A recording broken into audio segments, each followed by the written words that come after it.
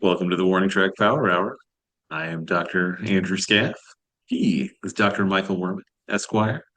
On today's show, we'll talk about the Kansas City Royals.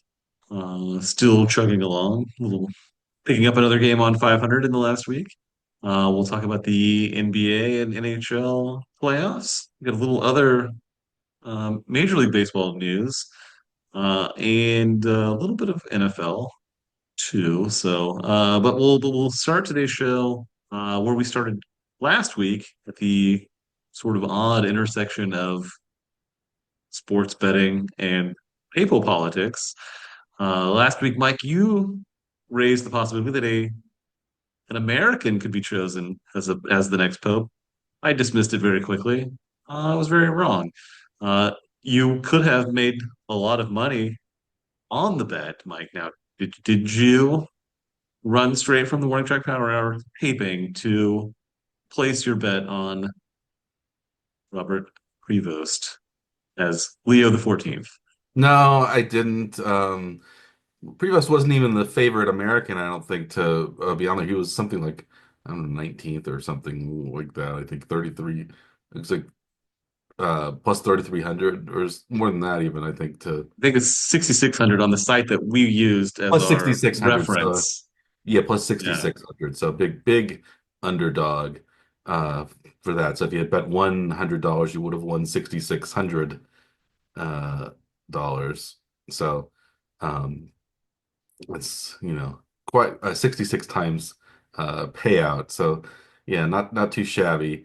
But yeah, well, we talked about sports betting in the world of the papacy, but we also have Robert Prevost, who was elected. It seems most likely will be the first Chicago White Sox fan to be elected as Pope. I don't know if any of the other popes even followed baseball at all. Probably not, given the fact that they've all been, at least since baseball has been a sport. Most of them have been Italian. All of them except one have been European. And Pope Francis, of course, came from Argentina, which is in South America, which has some baseball countries, but Argentina is not one of them. So Yeah. most likely Well, there were no the Royals baseball had a players there. Brazilian player for a while, They did. Paulo Orlando. Pablo But Orlando, the Royals did, yes. yeah, The no Argentines that I'm aware of. the Chiefs also had a Brazilian player in Cairo Santos, and the Right. Chiefs may also, it seems like, play their first game in Brazil to open the NFL season against the Chargers. They haven't announced it. I think they announce it tomorrow, or if you're Yeah. listening to this show on Thursday when it debuts, they will have announced it yesterday. Oh, Um, so we film this on a Tuesday evening, and usually we get this in on a Thursday morning. So on Wednesday in our day off.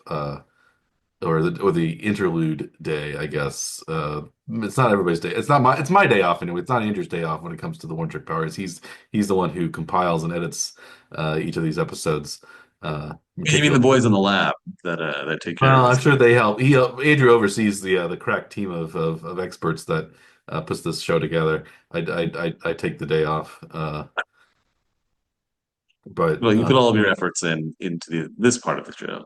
yeah, Andrew only half-asses this part. I put my Exactly. 100% of my efforts into the show that you see here. I don't save anything for the behind the scenes footage, but yeah. Yeah. But back anyway, Pope Leo the 14th, as he's named,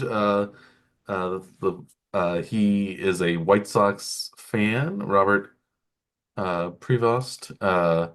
He grew up in Chicago. Uh, Initially, it was reported that he was a Cubs fan, but that was quickly denied by his brother, I believe, who lives in Florida now.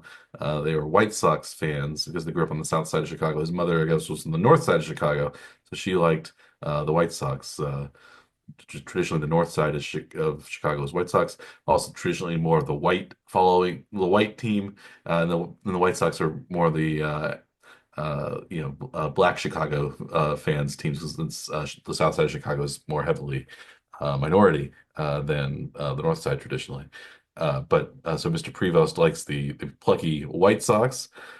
He was actually filmed. Did you see this at Game One of the 2005 World Series, which the White Sox won for the first time since 19. When was it? Early Six. 90s or 90s, mid 90s, 95, 96. The White Sox hadn't won since like 1908 or something like. Oh, It had been yeah. or 1916 or something like that. It was a long time. They hadn't won the World Series. Uh, um, when was yeah, that was it's because this relates to yeah, they won the World Series in 1917. So 1917, 1906, 1917, and 2005. They won three World Series uh, total. Um, they hadn't even won the pennant since 1959 before they won in 2005. So that had been a long drought as well. But yeah, Mr. Then I think Bishop probably Prevost or at least Monsignor or something Prevost was watching the game. He wasn't in a habit or anything like that, a cassock or something like that. He was just wearing a White Sox jersey. But it's interesting that he was actually filmed in the stands in that game. So the future Pope was just filmed as a random person at the game. Uh, Okay. yeah. So that was pretty interesting, and how they found that, or somebody remembered that. I guess probably somebody who knew him remembered that he was on TV during that game, and they tipped somebody off, and Must have been, yeah.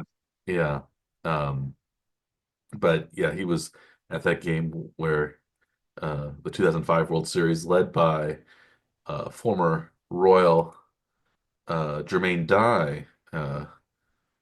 Won the World Series, and Jermaine Dye was, of course, World Series MVP that year. Do you associate do you think baseball fans mostly associate Jermaine Dye now with the White Sox rather than with the Royals because he had more success uh, uh, with the White Sox? I don't at all. I still associate him with the Royals. I'd forgotten that he even played for the White Sox. Honestly, being as a Royals fan anyway. But He actually played for the White Sox as long as he played for the Royals. So he started with the Braves, then 96, then 97 to 2001, so 5 seasons he played for the Royals. I would have thought it was more than just 5 seasons he played for the Royals. yeah, And then he played for the A's for 4 seasons, and then the White Sox for 5 seasons. did the Royals have him before and then traded him to? This was, I think you're thinking of Michael Tucker. They traded Dye for uh, Tucker. I thought Uh, they had died twice. they had Tucker twice. Yeah, So well, They yeah, but traded I thought Michael I thought Tucker, Die and was the then they one got that. Jermaine Dye, and then they brought Michael Tucker back a few years later. Okay. Uh, yeah. No, yeah, he didn't ever come back. Yeah. For some reason, I thought they talked about Die 2 different times. So apparently not. Yeah. So it seems like, yeah, I don't know. We also, of course, associate Jermaine Dye mostly with the Royals, but um, his Hmm. let's see how many WAR he had for each team. He had one All-Star game, one All-Star appearance for each of the Royals and uh, the White Sox. In 9 years, or 5 years, he had a 9 WAR for the Royals, 8.5 WAR for the White Sox. So therefore, he must be considered to be a Royal, right? Because of that dominant stretch. He actually played, well, he played 170 or some fewer games for the Royals than he did uh, for the White Sox, and he still had more WAR. Really? Yeah.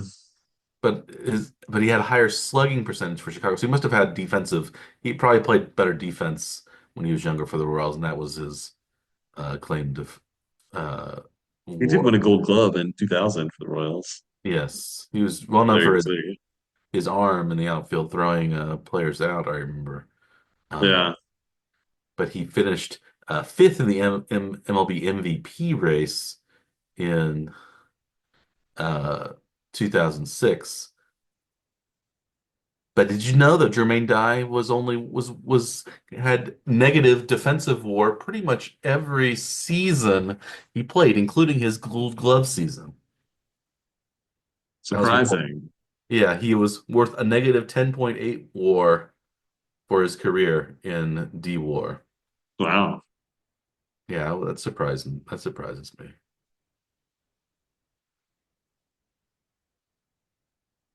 But anyway, so Jermaine Dye was the hero of that 2005 White Sox World Series team that Robert Prevost, the pre-Leo, his pre-Leo the 14th days, went to the game. So, do you think that Pope Leo the 14th will attend any Major League Baseball games as Pope? Do you think he'll take a trip to the United States and go to a game? That seems like something that they would at least attempt to arrange, but that is one of those things that is very difficult, like for security reasons. Although baseball games are, there's some pretty significant security Yeah. getting in and out of games, right? So, Yeah. You've had presidents attend uh, baseball games before, yeah, there should be ways to make that happen. and of course the Queen of England attended the Angels Mariners game back in '88 or something, I think, Yeah, when Reggie Jackson tried to assassinate Queen right. In Elizabeth. the documentary, The It had a Naked Gun. lot of the. It actually had a lot of the major league players that were in that movie. Yeah, including Reggie Jackson, of course, who found a gun under second base, where there, I believe, is always a gun hidden on Major League Baseball fields. Yes, when he was activated, of Second base in honor of the Second Amendment. They have a gun, course. Naturally. naturally. Must You kill mean that you're talking about the the Queen. documentary, The Yeah, Naked Gun? Yes. gun. The first Naked Gun. It was a documentary. I like the baseball scenes of that movie were really good. I like the baseball highlights that they showed. Yeah, And then, like the great plays, and then like the guy getting hit by a car in the field, and like the, right. the tiger mauling him. Yeah, yeah. It's Yeah, very accurate to yeah. any typical baseball game that happens, right? Yeah, and I like the guy, and I like those like sort of like dirty, kind of crusty guys that were sitting in the Queen's seats, and they had to be told to move over. Because Right. they there's some good, and the Queen passing the hot dog down the uh line. Yeah, it was a lot of good scenes in that movie from baseball.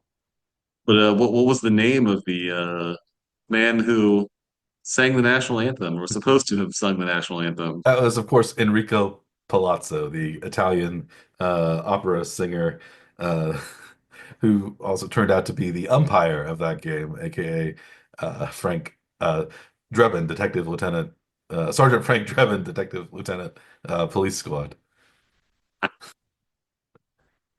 That is a truly great Yeah. documentary. Are you going to have you heard about the new Naked Gun reboot? I have heard about it, and I am not confident in it, Mike. Or are you confident in it? Is it still happening? Maybe first of all, It is still happening. Do you think that Liam Neeson, who is slated to replace Leslie Nielsen, was only selected because of his name similarity to Leslie Nielsen? Leslie Nielsen, Liam Neeson. Yes, it must have been the main reason. But I guess there are some other parallels too, right? Like He's Leslie Nielsen playing, was mostly like a serious actor that became like took on comedic roles later in his career. yes, Apparently, maybe Liam Neeson is like looking for that shift in his career now too. yeah, he's actually slated to play Frank Drebin Jr. The movie's coming out on August 1st. Pamela Anderson is also in it, which does not, I think, inspire great confidence in the movie and its excellence. Just not because I don't think what was the last thing Pamela Anderson was in? Baywatch 20 years ago. Barbed Wire. Wasn't that Yeah, the whatever action movie that they? I remember that when that came out. Anyway, barbed wire. Wow. She was barbed wire. She was Barbara Barbed Wire Kopetsky. I never saw that movie. Um, but yeah, Paul Walter Hauser is in it. He played in another sports movie. Did you watch I, Tonya? I have not seen it, but I'm He familiar with played the subject matter. he played Jeff Gillooly in I, Tonya. Also, he played Richard Jewell in um, uh, the I think the Richard Jewell movie. That Manhunt or something? Was that Well, the? there was a Richard Jewell movie, and then there's also a show Manhunt. That Yeah, I can't remember if he played him in the movie, which was the Clint Eastwood movie, or if he played Richard Jewell in the miniseries, which was also a good miniseries. I'll look him up. I think it was the miniseries. Oh, he was in no, he was in the movie. He played Richard Oh, Jewell in okay. the movie. Paul Walter Hauser, who he plays a very good kind of chubby dumb guy. Um, Yeah, so isn't he also in the Cobra Kai and stuff like that? yeah, yes, he He was. was in some other like prison show or something too. That was he played an odd character, serial killer. Oh, okay. I don't. No, the other guy who played Richard Jewell in the miniseries also played a serial killer in Mindhunter, if that's what you're thinking of. I didn't. I actually didn't see Mindhunter though. Oh Who no. was that though? What's his name? It's Let me just one second. Cameron Britton played Ed Kemper in Mindhunter, Hmm. and Cameron Britton has also been he played Richard Jewell in Manhunt Deadly Games. Hmm. He was also in A Man Called Otto with Tom Hanks and Mickey 17 he was in. Did you see that movie? That was kind of an interesting movie. Hmm. No, I heard about it, but I didn't see it. I also saw Sinners in the theater last night, which was also sort of an interesting it was interesting sort of vampire historical blues epic. Hmm. It was kind of good. But anyway, we've kind of gone off topic here, but that's never off topic when we talk about the Naked Gun franchise. But speaking of the White Sox again, we'll move on from the Pope. We'll have more Pope stories, I'm sure, as time goes on. But um, Yeah, we thought this was just going to be about sports betting and papal politics, but it ended up actually having a sports connection then too. That's not really yes, where we expected this to go, is it? no, we didn't. We didn't. Well, I guess it was unlikely that any it was a very. This is of course the first American. Like if you unless you include South America as American, but the first U.S. American, North American, Anglo-American Pope. Um, so that was a big surprise. I guess you could maybe. I believe some of the previous popes have been soccer fans, so that's not that unusual. But we talk. Baseball was something a little bit different. But speaking of baseball and the White Sox, uh, the 1919 Chicago Black Sox are now eligible for Hall of Fame voting. They've been removed from the banned list by Major League Baseball in the Hall of Fame, as has uh, former longtime Cincinnati Red and MLB all-time hits leader Pete Rose. So Pete Rose, Shoeless Joe Jackson, and others are now eligible for the Hall of Fame, which has long been keeping them out.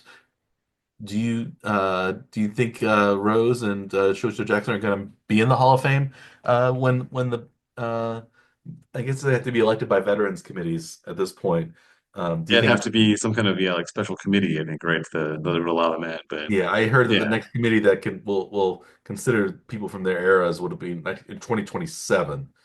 So, and yeah, they were held out because of gambling related yeah, reasons.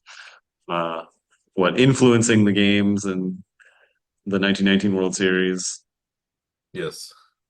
and Pete Rose for actually betting on games that he participated in some capacity Yes. during his managerial career, I believe, right? For Pete Rose Yes, that that we we knew know. about anyway. Yeah. Yeah, I'm a little surprised that they actually made this announcement. Are you surprised by this? Like I'm at It least a little bit. came at an odd kind of time. It wasn't like a build up to it. It was just a very surprise announcement at least. So Yeah, I guess even if you thought at some point maybe they will, it was surprising the timing of it, I think, and the way it was rolled out. Also, all these players are dead now. Of course, the 1919 White Sox have all been dead for uh, some time. right. But Pete And Rose Pete Rose less time. just died a little over a Yeah. year, maybe almost 2 years ago now. Uh, Yeah. but so he is, none of them will be elected humously, only posthumously. Is humously a Yeah. word? I mean, it must be, right? It's used as a prefix, right? I mean, you can't have a prefix for a word that doesn't exist on its own, right? Yes. Like, can you just be whelmed? Well, I think that has become a word now that is whelmed, but humously is not a standard English word, it says, according to AI when I search for it. Uh, Does it on give the same response for whelmed? whelmed. I think let's look. Usually you're over or under, but not necessarily just Well, you can, it's well. archaic. It's engulfed or submerged or buried, or to flow or heap up abundantly is the Hmm. archaic verb whelm. Yeah, it seems like a different So it comes from the usage Middle then. English whelfan, to overturn a ship. So that's, Oh, huh. So I've been using it incorrectly all this time. Is that what you're saying? yeah. Yeah. The whelm traditionally is to turn something such as a dish or vessel upside down, usually to cover something or to cover or engulf you completely with usually disastrous effect. That's unfortunate because I've been in that scenario so many times. And I've not found the right word for that. Mhm. Now I have my scenario that I need to be using this. But now people, I guess, do use it in just like they weren't overwhelmed, but they were just whelmed. They were in under or Right, underwhelmed. They were just it was what they were expecting over right. underwhelm. As expected.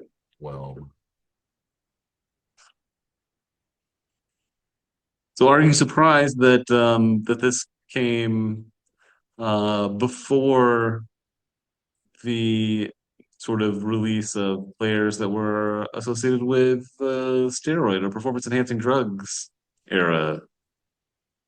Is it just Yeah, because that these people who bet on games in the past or influence games via gambling have all passed? Is that what's the barrier for some of these players I don't know because to get on the ballots? technically the steroids people have not been banned from going to the Hall of Fame. They just haven't been voted in by the Yeah, writers or by the veterans committees. They've been blackballed unofficially rather than shadow banned. Yes. officially.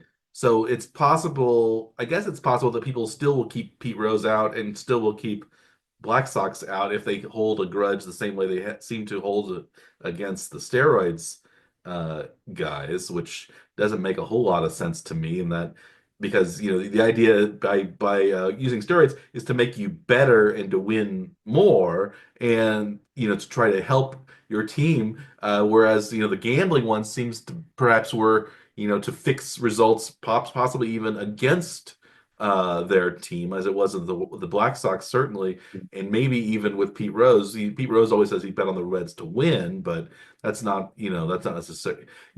Maybe he bet on the games that he thought, or he put more effort into games that maybe he bet on versus ones that he didn't bet on, or something like that. You could, you know, somehow, it affected maybe the way he played certain games. So I think in some ways, I think it's more, if I don't want to be the moral scold here, but it's more, I think, um, morally dubious to bet on the game, I believe, than it is to try to cheat to win the game. That's what I would say. Yeah. I think I agree with you. That seems to make more sense, especially like in the era Although I that do want to see the 2017, whatever, 2016, whatever, the Houston Astros, who when they cheated to win their World Series. I want to see them punished. But that wasn't really by trying to play better. It was trying to because you get steroids to try to play better.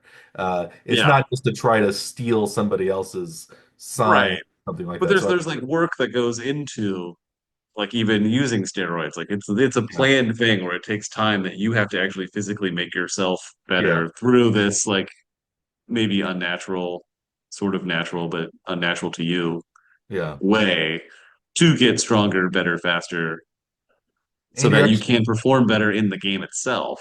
you're harming yourself long term by using it. So you're Yeah. sacrificing perhaps something else. So maybe it's we're talking about the nobility of steroids here on this Yeah. episode of the Monetary Power. But I think it's still I think yeah I don't like the uh cheating kind of way. Like it's not like I don't know. It seems more unseemly, I think, to steal signs or to pump in crowd Yeah. noise or do things that are especially not just like looking at signs and memorizing what the teams are using, but using electronic devices to signal pitches, things like that are I think Having like spotters in yeah. the stands or yeah, it's stuff like that. Conveying messages through some way that's not Hmm. supposed to be part of the game too, right? Yeah, and the trash can banging and things like that. Yeah. So I want the Astros to be punished for the stuff. But I don't yeah, I think Shoeless Joe Jackson probably should be a Hall of Famer and beat Rose. So I'm not that I also think Roger Clemens and Barry Bonds and all those players who are banned should also be because again McGuire, they're Sosa. they were also playing against players of their era who were also on steroids, even the non-Hall of Fame players. So Yeah. I Well, I think mean, really, what I am annoyed by personally is that, baseball itself like climbed on the backs of Sammy Sosa and Mark McGuire to like get baseball out of the rut that they had been in from the previous strike that had happened and lockout that had like, and tanked the league's like TV viewing really for the better part of a decade. And baseball itself, like, used these players yeah, that were suspected to be using performance enhancing drugs to drag, them out of the ratings rut that they had been in to like yeah, actually build the league into what it is now. Uh, Millions and millions of dollars have been made by the league on their backs, and then now they are frozen out because of some, writers who believe that that's, violates the spirit of the game, where, these other things are maybe much worse than yeah, what, for sportsmanship and for, that sort of, angle at least. I prefer to see the steroid era players be, let in than like gamblers or celebrating the Houston Astros in general for cheating directly. And yes, and some of the steroid players are probably already in, like because I think Jeff Bagwell probably was a roids guy, just looking at his physique and his what his teammates, many of his teammates were using at that time. Ken Caminiti and Daryl Kyle, both were uh, steroid guys, and they played on those Astros teams with Bagwell and yeah, Biggio maybe not because he was so scrawny the whole time, but he yeah. was a very durable player. So who knows exactly what went on, but I think I think there's unfair attention focused on some of these guys rather than and maybe some of the guys who just actually came out as users rather than the people who have remained you know unnamed or whatever by the different sources. So um, Some of it wasn't actually illegal, like when they were yeah, and it being wasn't illegal in used. So baseball. Yeah, yeah, yeah. there was a And time that where they were, inspect just to like sort of find out how prevalent the usage was of some of these supplements and uh, things during before they physically made the rule. It says you cannot use this substance or this particular substance or this particular substance, because a lot of that wasn't like really a rule. It was just sort of frowned upon. But when Yeah. science and sports come together, then some of those things become more prevalent over time. Hmm. So those are that's just something that wasn't necessarily illegal by the rules, but then they're still being punished as if the rule existed before that rule was even made, which Yeah. is even more sort of you know at least like being like trying to like impose like a moral concept that didn't exist at the time to a different era, right? Yeah. But Yeah. there was like performance enhancing drug use in some capacity in previous eras to different Yeah. People use types of different drugs. types, cocaine or greenies or whatever those things in the 50s were called. Uh, Right. and amphetamines, things like that that were speed, stuff that just kind of gives you focus, gives you uh more, keeps you awake. Even you can say caffeine and things like that, or we had people using who was the guy? Doc Ellis, was that the pitcher who used LSD and threw LSD. a no hitter? Yes. Right. Yeah, David Wells apparently was drinking before a game one time too, yeah, before throwing a no hitter yeah, or yeah, perfect game even. Wasn't he in yeah, theory yeah. still drunk? Wasn't that what the one of the rule one of the Yeah. possibilities? That seems like a bad idea to Well, be. maybe that seems to be actually handicapping Drinking. yourself, and you're still doing well. It should be you should get extra points, I think, for things like that. Yeah. The John Daly approach to The sports. Doc Ellis one seems pretty shocking though, doesn't it? Yeah, yeah, LSD and hurling a baseball seems like an odd combination of things to even attempt, well, he let did alone at a professional level. it. Well, you wouldn't want an amateur doing it either, though. So you'd probably rather have a professional uh, doing it. I guess moving on, should we talk about professional football? There's not Sure. a whole lot of news. Maybe the biggest piece of news, aside from Kelsey Fest's abrupt cancellation this year. Mysterious, I believe, right? Yeah, we have the retirement of Derek Carr from the New Orleans Saints, former longtime Las Vegas slash Oakland Raider. Derek Carr.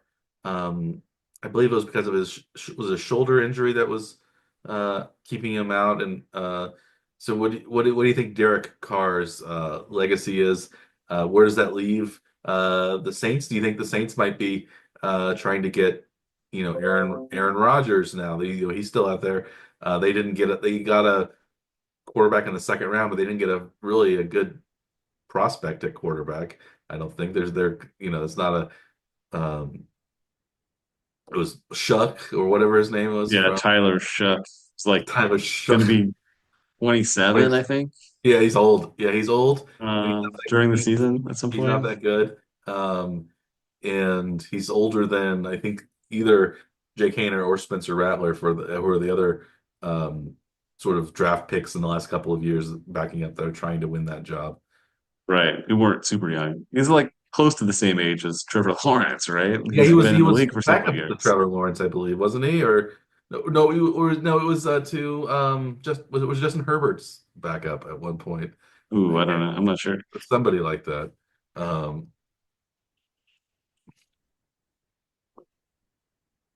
But yeah, it seems like you would want to bring in someone else. I mean, now knowing that Derek Carr is retiring, that they want more depth at QB.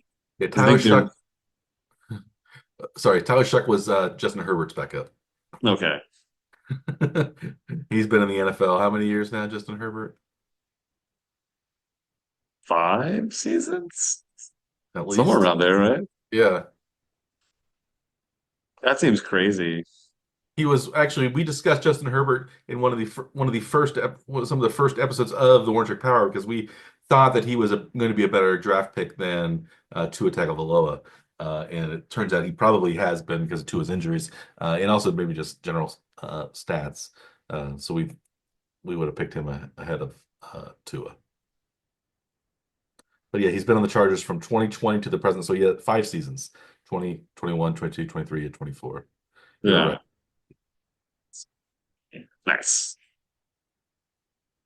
So yeah, And do you think they'll bring in another quarterback? Do you think they'll try to bring in somebody big, or do you think they'll just add sort of minor QBs and Shuck will be the guy for 2025? they should bring in somebody. If they can bring in Rodgers, they should bring him in. He's better than Shug, and he's good for 1 year. I don't know if Rodgers will want to play get another season on artificial turf.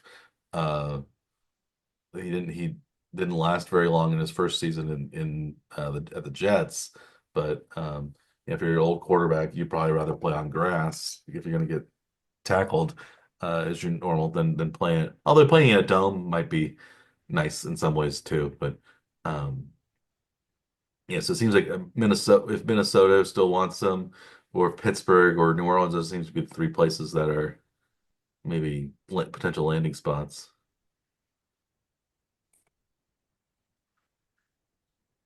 You think so? You don't think that Shuck, Spencer Rattler, and Jake Haener is a quarterback room that you would think will be solid enough to get you through the season for New Orleans?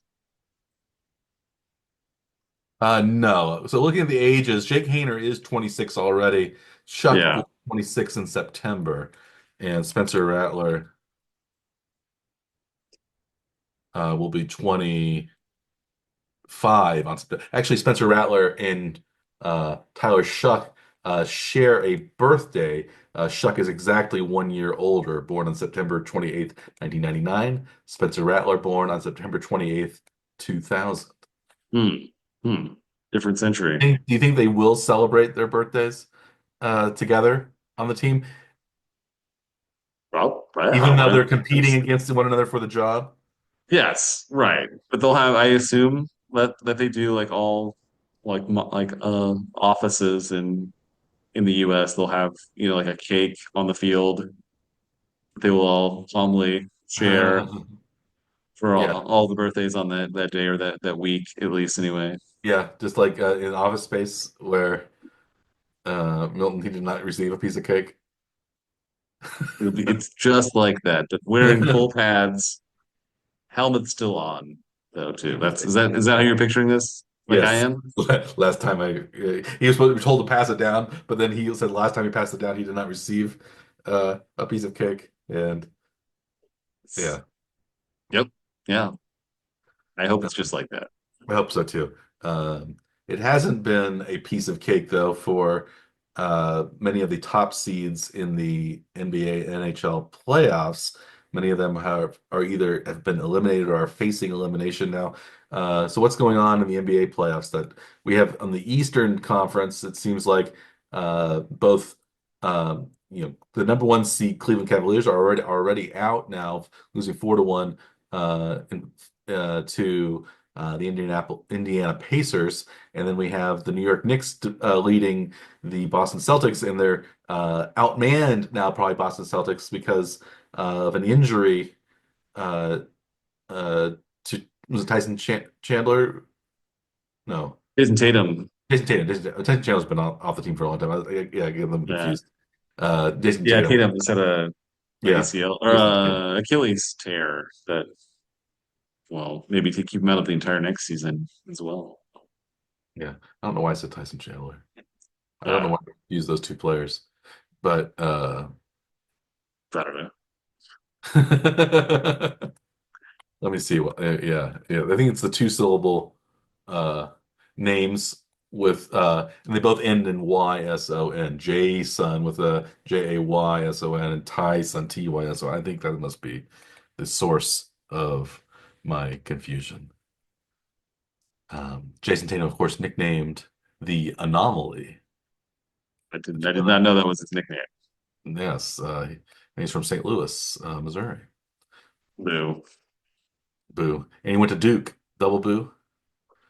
Yes. And then he went to the Celtics, which I don't know if you care for. Triple boo. I'm gonna go with a triple boo there. Triple boo. Not a Celtics fan either, but So he went to the th is so. but I was Is happy to see there that Indiana did beat the Cavs because it was the voted by the players most overrated player in the NBA, Tyrese Halliburton, former Iowa State Cyclone, uh, leading has the been league? had been the star of the series and led Indiana Yes, past the number one seed Cleveland Cavs, yes, former Cyclone. former Cyclone. Yeah, and of course, Indiana had another great uh, um, former Cyclone, right? Haven't they've had a couple of uh, then Fred Hoiberg play for the Pacers? Hoiberg, Was just the Bulls? maybe it was the Bulls. They did have He did play for the Pacers. He started out with the Pacers, Fred Hoiberg. yeah, Yeah. they had somebody else I think for a while too. Yeah, because the Malice at the Palace uh wasn't that was the Pacers, wasn't those involved in that? It was the Pistons and yeah, maybe Pacers. Yeah, Pacers, I think, Artest, I wasn't think, it? played for the Pacers. Yeah, Yeah, and that had one of the former Iowa State players that was there when I was at Iowa State was there. Jamal Tinsley. Yeah, Tinsley. Yeah, he was there. I think he got a fairly lengthy suspension also because of some things that happened like uh on his way to the locker room. Chair may have been thrown, something like that, like Let me see the suspensions. in the No, tunnel. no Tinsley suspension. Ron Artest was suspended most for the remainder of the season. Steven Yeah. Jackson, Jermaine O'Neal, Ben Wallace was suspended for 6 games. Anthony Johnson, Reggie Miller suspended for 1 game. Chauncey Billups suspended for 1 game. Derek Coleman, Eldon Campbell, and David Harrison. So no Tinsley involved. At least he wasn't suspended in that game. So. He had something from that anyway. He was part, I guess he was involved in the game. Um, Tinsley had 13 points, 8 assists, and a career high 8 steals in the game. And uh, yeah, Did you remember seeing that, or I saw were you some of the aware of that footage of happening as it. it happened? I saw some of the footage of it on like Sports Center and stuff. But yeah, this was kind of a big brawl. Malice at the Palace or Malice um, is very similar to the name of Malice in the Palace, which was a famous Three Stooges episode where the Stooges were in like this kind of Middle Eastern setting. Um,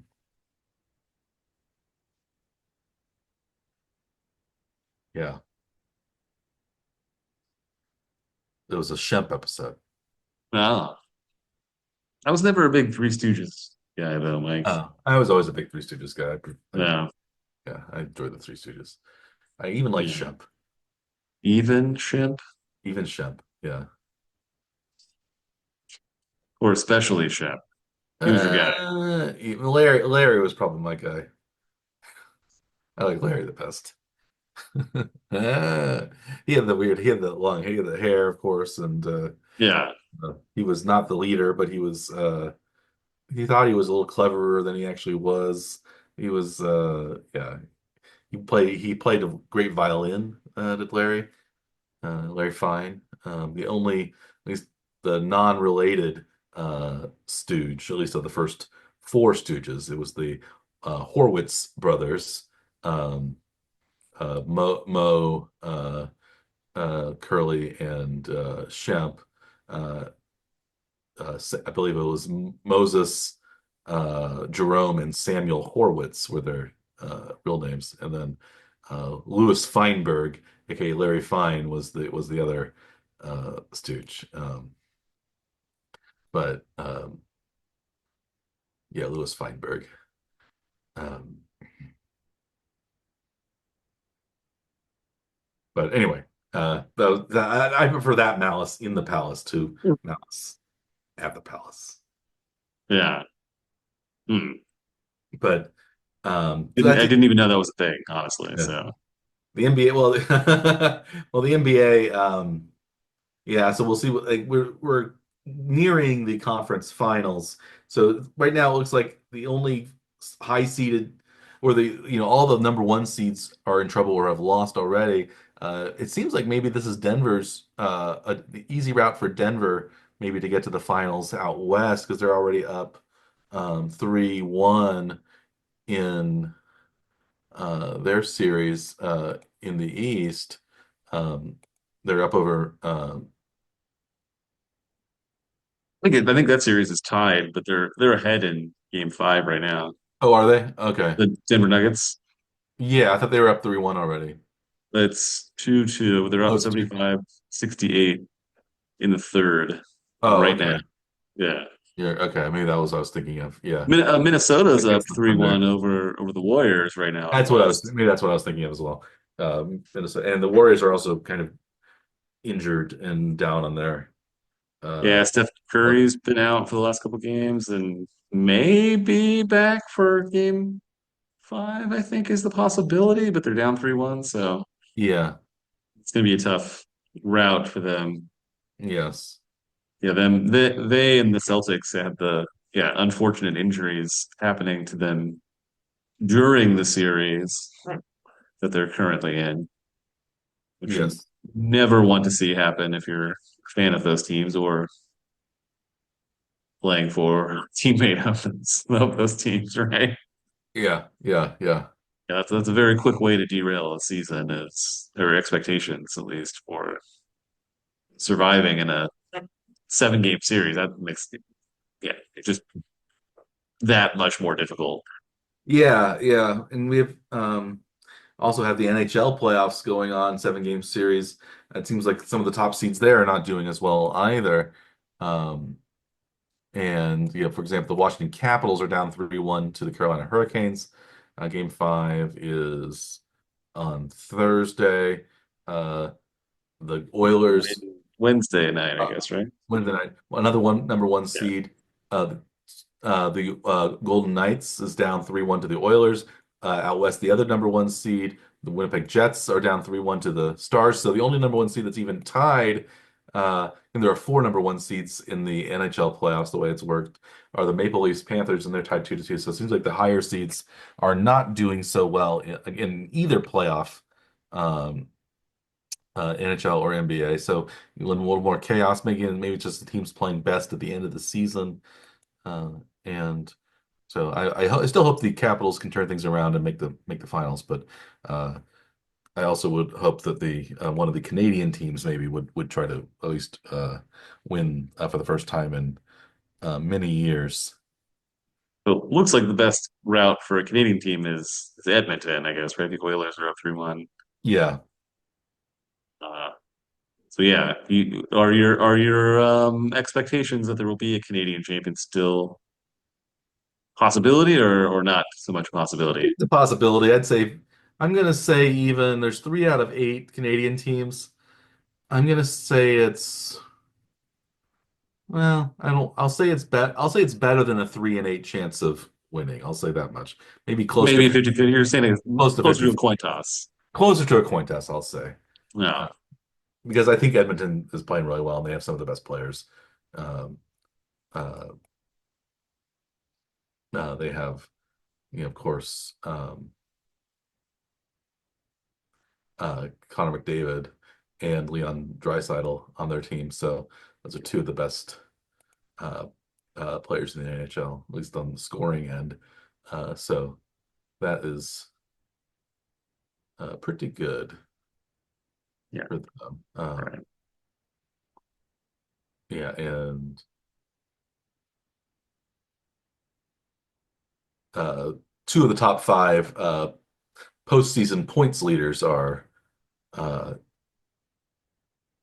Connor McDavid and Draisaitl as well. So two of the top three of the top six point scorers in the NHL playoffs are from Edmonton. So they're playing really well in the playoffs. Going for that what's they always have so many names of trophies. Uh, Oh yeah, what is the top is it point the Conn scorer in the? Smythe? I think it's the Conn I think Smythe. I think it is, Sound yeah. right? But there are a lot of trophies because there is like there's even one I think for sportsmanship too, isn't there? That's the lady. That was the Lady Bing trophy. Yes,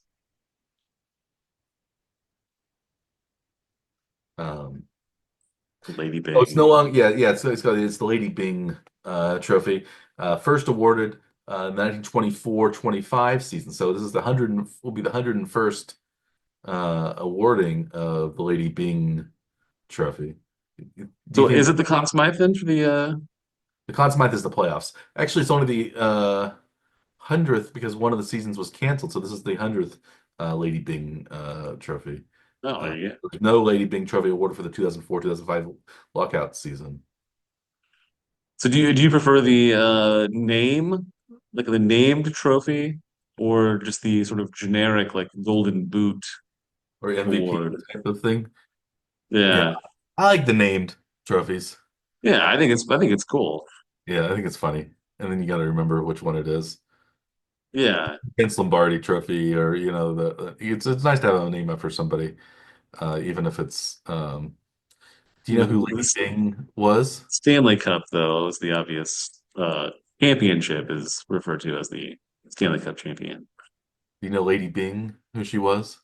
No, I don't know. Who, She who was is the Lady life Bang? of Lord Bing, Well, not that makes sense. not I Chandler could have Bing, I could have just said uh, that. That would have been right. the Viscount Bing of Vimy, Julian Hedworth George Bing, first Viscount Bing of Vimy, known to his friends as Bungo. Uh, Lord Byng was, of course, born in England. He was a Governor General of Canada in the 1920s, I guess, when the Sportsmanship Award was first handed out. She was the Hmm. wife of the Governor General at that point. They were not yet completely independent from Britain at that point, so they still had Governor Generals and Governors General uh, Yes. in charge. So she was the first to actually hand the trophy to the winner. Yes, she and her husband were both keen sports fans, and they attended many Ottawa Senators games, the old Ottawa Senators. Not Um, the current Ottawa Center. yeah, the current Ottawa Senators, uh, uh, yeah, our expansion team. The old Ottawa Senators existed from 1883 to 1954. The first hockey club in Ontario, one of the founding members of the NHL, which played in the NHL from 1917 until 1934. So that team just ceased to exist and just moved somewhere else. Then were semi-pro amateur team. And they split. Actually, they split. Some of them went to St. Louis and played for the St. Louis Eagles. So it's kind of an odd thing. So but the franchise history then is does not return to an NHL. No, Hmm. no.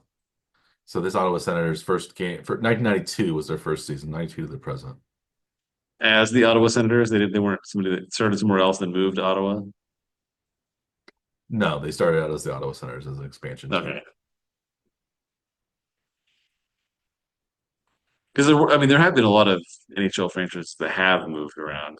The original Ottawa Senators have won 11 Stanley Cups, uh, but the current Ottawa Senators have won 0 Stanley Cups. So their first next Stanley Cup will be their first.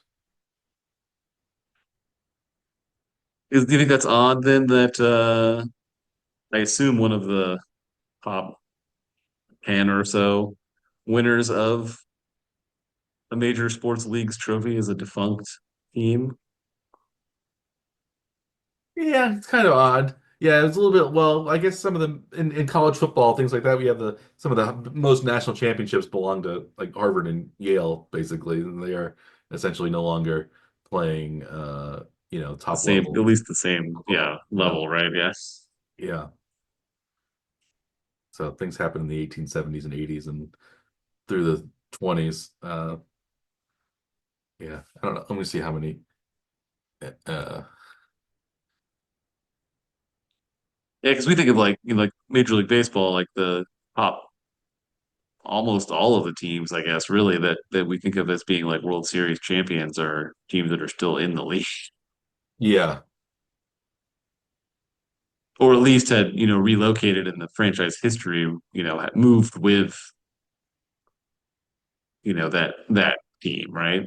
yes, Like the Oakland, well, now just the Athletics won titles in Philadelphia, but not in Kansas City, no, in Oakland, but now yeah, it's not tied to the city though. It's tied to the franchise history, like previous championships. Yes. yes,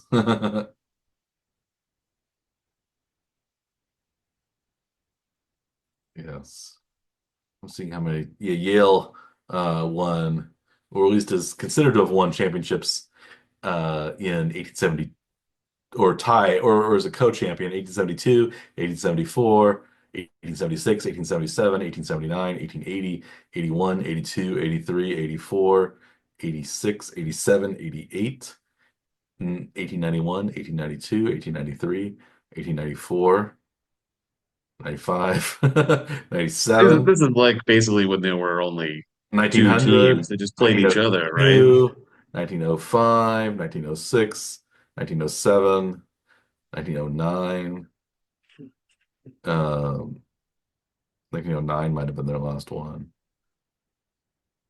For some of Cornell, those years, there were basically just two teams that were in that played each yeah. other, Oh, right? And that Yale, was Yale like, in 1920, in 1927 also picks up a one of the co-national championship, according to some of the uh, systems that award national championships to those early uh, championship teams. Different yeah. research. Yeah. Um,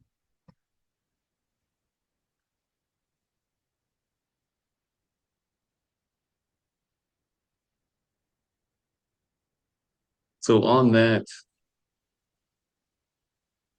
sort of concept anyway, right? Where those some of those championships were, like awarded during times where there just weren't very many teams playing the sport, period.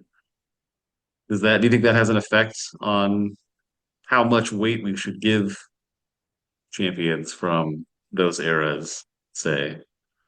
yeah. Um, Maybe. I was looking on the Wikipedia page. The total championship selections from major selectors by school, 28 are awarded to Princeton, which played in the first football game against Rutgers, and 27 for Yale championships, 24 for Alabama, 22 for Notre Dame, 19 for Michigan, 17 for Oklahoma, USC, 16 Ohio State, 12 for Harvard and Nebraska, 11 for Pitt.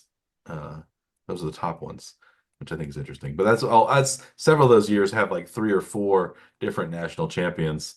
Um, according to different wire services and different historians and things like that. So it's a really interesting little page that one of our plugs again for Wikipedia as our official resource center for the Winter Power Hour.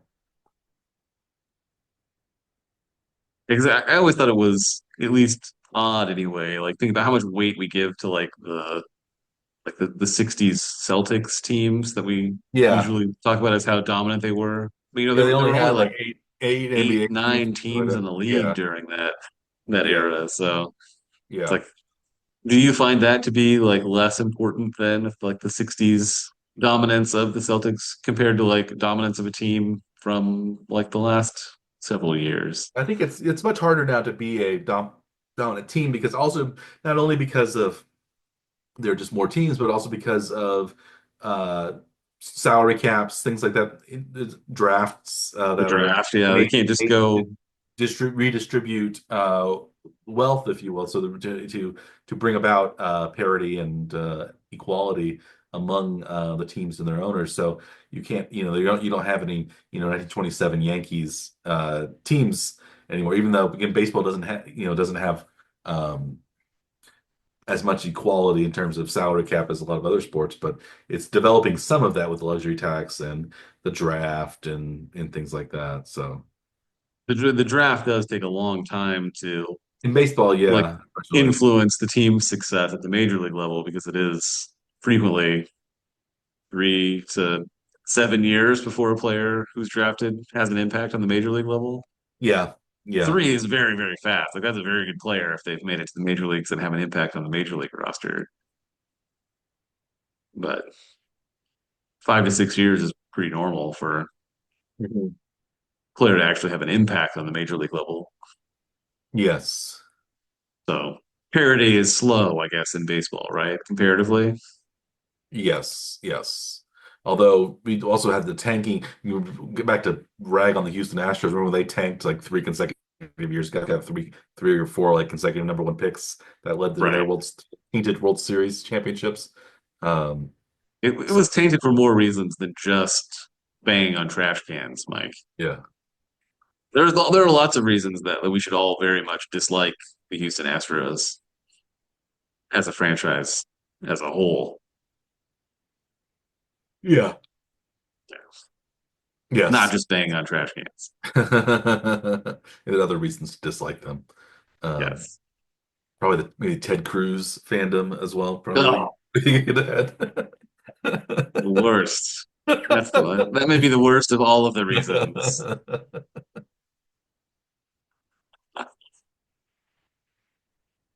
Ugh, gross.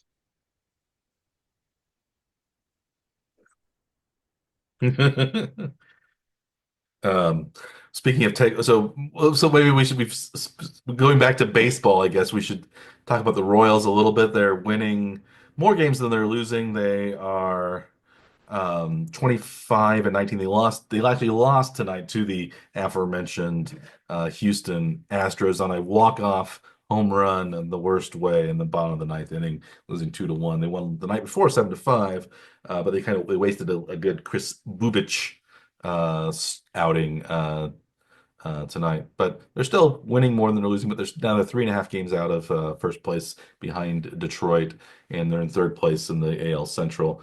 Um, but the Royals are playing fairly well. Still, the problems are pitching's good, offense not so good. Is there any hope Pitching to for the most part that? has been. I'm sorry, I missed what you actually. I started talking too fast. Early. Is there any hope that the pitching that the offense will do better in as long as the pitching stays pretty good? Again, maybe the offense will do better, but the pitching will get worse. That seems to be Yeah, usually what. that's the risk, right? Yeah, the pitching's been so good for this part of this much of the season that yeah, eventually they're gonna not be quite as good or collapse if somebody gets injured. But Mhm. yeah, for the most part, the pitching staff's been really good. The starters have been excellent. Most of the issues with like starters like Michael Waka has been like how long he's left in the game. It's not necessarily his fault, but like when the manager chooses to take him out of the game, like still letting him pitch, to extra batters at the third time through seems like at this point we should know not Yeah, to do that, or at least when he does come out, that it's not like, going to another reliever who is not reliable as the next point, but like several pitchers on the rosters bullpen have been amazing though too, because like Lucas Urseg was fantastic tonight. yeah, What 1 2/3 with only throwing 12 pitches, yeah. He's picked a down guy to off even too, which is 0.47 nuts. ERA. Yeah, Yeah, uh, sub half ERA is pretty low. reminiscent of Wade Davis and his great seasons for the Royals in the uh, 13, 14, 15 era. Yeah, and that similar sort of fireman role too. Mhm. Not necessarily the closer, but coming in and finishing maybe the worst sort of scenarios off to get them to the closer. And SBS has been pretty good as the closer. We had a couple of sort of iffy outings, but managed to get through it. But yeah, it seems like on the offense, yeah, once they sent Melendez down, the team has rebounded dramatically on offense and in win columns specifically. But we're still issues. Like Renfro still is not producing, but is still in the lineup pretty regularly. Although we did get a couple hits over the weekend, but they were like, losing efforts. Yeah, there's still just some odd things like they keep shifting people around in the defensively. Like today, like Michael Garcia made a couple of great plays at third base that we're not seeing Jonathan India make when he's playing third. So it seems like maybe you just leave India in left field so that you can improve there and Yeah, have Garcia play a superior third base and not shift people around. But they keep doing these things. It just doesn't really make sense as to why. What is the point of it? What are they trying to gain from this by doing this? It seems like a little more solidarity would be probably helping the team improve rather than dropping a random game because of a missed play at a specific position that has a player that's not necessarily comfortable playing in that position. It's just bizarre. I don't yeah. get You've it. had this criticism of Quatraro for years now. I guess we will say since this is his third year as Royals manager. Yes. You've had It's a this criticism that has persisted for all of the years of Matt Guerrero yes, and also all of the years of Yates for a lot of the same kind of things, right? yeah, yeah, It's the Royals franchise permeating sort of all of these different decision makers. Very odd. Not yes. not baseball statistics driven decision making. But what about the Mike Matheny years? Were you similarly critical of him in between Yost and Quatraro? Well, one of the reasons that he was relieved of his duties in St. Louis was because of bullpen usage, and you would think that would be one of the things that he would you know have tried to correct in getting another job, and it was the same issues that got him fired in St. Louis, got him fired in Kansas City Yeah, again, doing a thing that the previous and future managers of the team also have issues. And so that's the reason why Matheny was fired. Then why do these decisions continue to happen inside the franchise? It doesn't make a lot of sense, Mike. well, well, I guess next week we can find out to see how the Royals are doing and if anything has changed. And when we're back with next week's episode of the Warner Truck Power, I think we're probably we should wrap it up for this week. We've droned on long enough on, but many interesting topics along the way, including Yeah. the new and old Naked Gun movies. Um, of the sequels to Naked Gun, 2.5 or 33 and a third, which do you find superior? Ooh. I don't know that I can rank the three of them, Mike. I think I've probably watched the first one the most, like in how many times I've seen them, but I don't know. They're all entertaining. Yeah. Do you have a favorite of the three besides if you exclude the I first like one, the for first sure one a thing? lot. The second 2.5 is pretty funny too. Yeah, 33 and a third, I think, is number three, but it's still got its moments. I yeah, like the prison scenes in 33 and a third. Um, it's also the Academy Award scenes are also pretty funny. Uh, and 2.5 is funny. I think um, the scenes with Dr. Meinheimer, is that his name? The wheelchair guy are pretty good.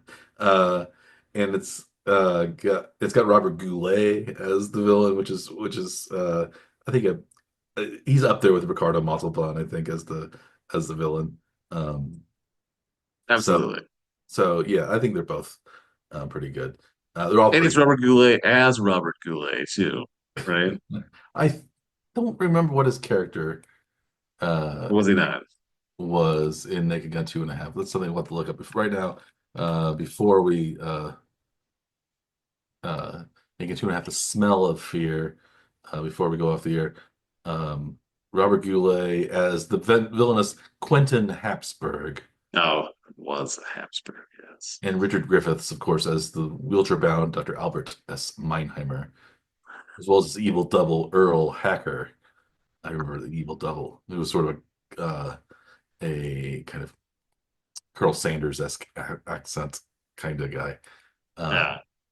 But yeah, there's a lot of good stuff in those. But yeah, so we'll see how the so August 1st is when the Liam Neeson Naked Gun makes its debut, which we'll have to probably watch on opening day Yes. for the Monitor Power, so we can relay it. You can review it right here Yeah, on the Winter Power. yes. See if there are any baseball or sports scenes. Yeah. Yeah. There has to be something, right? Yeah, we'll hope. We'll hope. Yeah. But we'll find that's what we look for August. But we have other things to look forward to next week, which includes the continuation of the NHL and the NBA playoffs, getting ready for the conference finals. We also have the continuation of Major League Baseball. We hope the Royals are continuing their winning ways and stay above 500.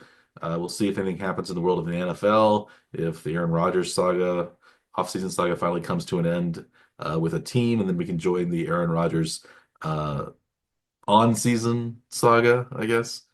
Um, Yeah. and Maybe we one quick note too. A game just went final. The Chicago White Sox now are 3-1 since the new Pope has been announced.